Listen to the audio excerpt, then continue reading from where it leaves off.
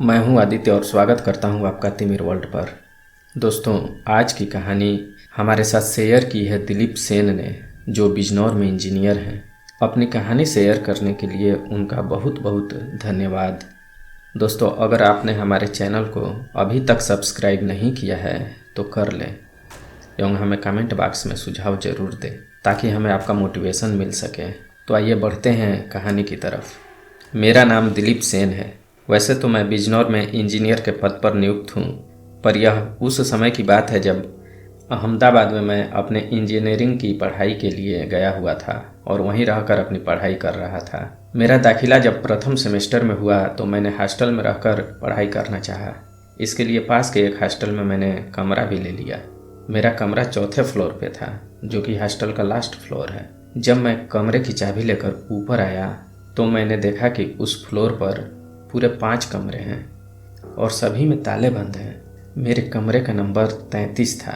वह कमरा सीढ़ियों के पास सबसे पहला कमरा था। उस पर लगे ताले को खोलने के लिए मैंने उसकी चाबी जेब से निकाली, जो मुझे हॉस्टल के इंचार्ज ने नीचे दिया था, और मैं उस ताले को खोलने लगा, पर ताला खुल नहीं रहा था। मैंने काफ़ी कोशिश की, फिर भी ताला नहीं खुला। मुझे लगा कि शायद मैं गलत चाबी ले आया हूँ। चाबी बदलने के लिए फिर से नीचे जाना पड़ता और वापस आना पड़ता। चौथे फ्लोर पर होने की वजह से मुझे काफ़ी दिक्कत महसूस होने लगी। मैंने सोचा एक बार और कोशिश की जाए। एक बार फिर मैंने चाबी ताले में लगाई और उसे घुमाने लगा, पर ताला नहीं खुल रहा था। मैंने झुझलाकर ताले पर तेज झटका दिया और अपने पैरों से उस पर मारा। मेरा जूता पड़ते ही ताला खुल गया और मैं अपना बैग लेकर अंदर चला गया। अंदर 2 बेड लगे हुए थे। एक बेड के पास लगे टेबल पर किसी का सामान पड़ा हुआ था तथा दूसरी बेड खाली थी। मैं टेबल पर अपना बैग रखा और कमरे को ठीक से देखने लगा। कमरे में ही अटैच बाथरूम और टॉयलेट था, पर कमरे में थोड़ी गंदगी फैली हुई थी। मैंने झाड़ू लगाया और कमरे को साफ कर लिया। उसके बाद नहा धोकर मैं अपने बेड पर आकर आराम करने लगा। थके होने के कारण मेरी आंख लग गई। मेरी आंख शाम को खुली। मैंने देखा कि मेरे बगल वाले बेड पर एक लड़का बैठा हुआ है और मेरे जागने पर मुस्कुराते हुए उसने मुझसे मेरा नाम पूछा और बताया कि वह पीयूष है और मेरा रूममेट है, जो 1 साल से इस कमरे में रह रहा है। वह इस कमरे में अकेला ही रह रहा था। उसने खुश होते हुए कहा कि चलो, अब तुम आ गए हो तो बोरियत नहीं महसूस होगी। वह काफ़ी हंसमुख स्वभाव का लड़का था। जल्द ही हम दोनों में दोस्ती हो गई। पढ़ने में भी वो काफ़ी होशियार था तथा मुझसे सीनियर होने के कारण मुझे किसी प्रश्न में कोई समस्या होती थी तो मैं उससे पूछ लिया करता था। मैं जब भी अपने कमरे में आता तो वह मुझसे पहले ही वहाँ मौजूद होता और मेरे कॉलेज जाने के बाद कमरे में से निकलता। उसका कहना था कि वो अपना थोड़ा भी समय बर्बाद नहीं करना चाहता है। मेरे काफ़ी कहने पर भी वो कभी मेरे साथ बाहर घूमने नहीं जाता था। किसी दूसरे काम के लिए भी वो बाहर नहीं निकलता था। कोई सामान भी लाना होता था तो मुझसे मंगा लिया करता था। एक साथ रहते हुए भी वो कब सोता, कब जागता, कब खाना खाता, मुझे कुछ पता नहीं चलता। इस तरह 6 महीने का समय बीत गया। इस बीच उसने पढ़ाई में मेरी मदद भी की। पहला सेमेस्टर ख़त्म होने के बाद कॉलेज के कुछ दोस्तों ने फिल्म देखने का प्रोग्राम बनाया। मैं अपने साथ पीयूष को भी ले जाना चाहता था, पर उसने जाने से मना कर दिया। मैंने पीयूष को अपने साथ चलने के लिए काफ़ी मनाया, पर वो नहीं माना। मैंने उस पर गुस्सा भी जताया, पर उसने हंसकर टाल दिया और मैं अपने दोस्तों के साथ चला गया। पीयूष साथ नहीं आया। अगले दिन कॉलेज में 10 दिनों की छुट्टी होने वाली थी। मैंने सोचा कि छुट्टियों में क्यों ना घर से घूम आऊँ। जब मैं अपने घर के लिए निकलने वाला था, उसी समय पीयूष ने एक बैग मुझे देते हुए कहा कि इसे मेरे घर पहुँचा देना। मैंने पूछा, क्यों, तुम घर नहीं जाओगे?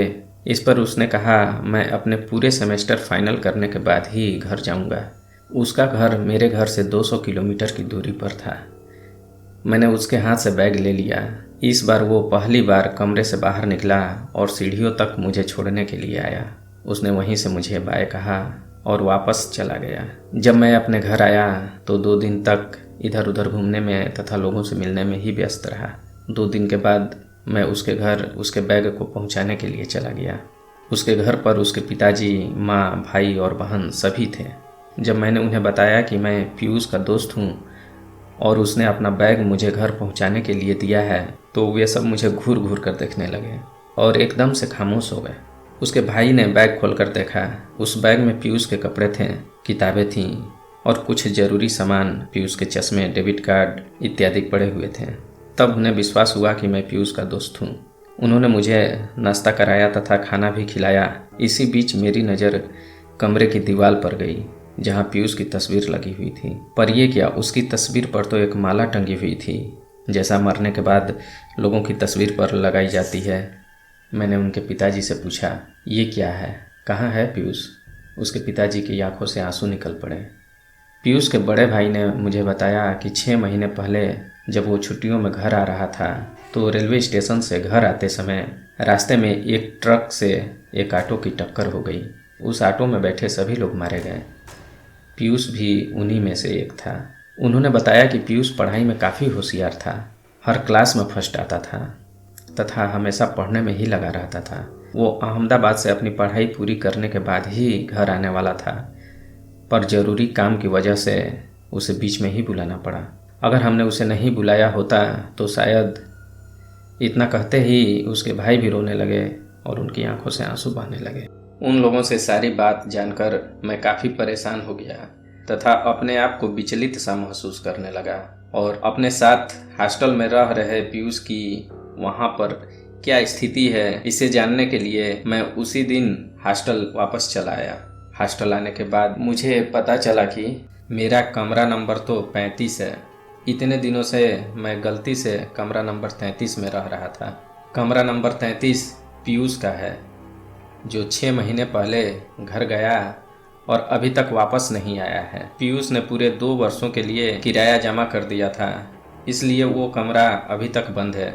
जब मुझे ये सारी जानकारी हो गई तो मैं एकदम से सहम गया तथा इस सोच में डूब गया कि कैसे मैंने 6 महीने तक एक भूत के साथ बिताए और उस भूत ने भी मेरी हमेशा मदद की। मुझे न तो कभी डराया और न ही परेशान किया, न ही किसी तरह का नुकसान पहुंचाया और मरने के बाद भी उसने अपना सामान मेरे माध्यम से अपने घर तक पहुंचवा दिया। इस घटना के बाद से पीयूष मुझे दोबारा कभी नहीं दिखा। मैंने उसी दिन हॉस्टल छोड़ दिया और एक व्यक्ति के यहाँ पेन गेस्ट बनकर रहने लगा तथा अपनी आगे की पढ़ाई पूरी की। तो दोस्तों, ये थी दिलीप जी की कहानी। अगर आपके पास भी ऐसी कोई कहानी है और आप सभी को सुनाना चाहते हैं तो हमारे साथ ज़रूर साझा करें। डिस्क्रिप्शन में हमारा ईमेल आईडी और इंस्टाग्राम की आईडी का लिंक है। तो आज के अंक में बस इतना ही। मिलते हैं फिर तिमिर वर्ल्ड के अगले अंक में एक नई कहानी के साथ। तब तक के लिए good bye and take care.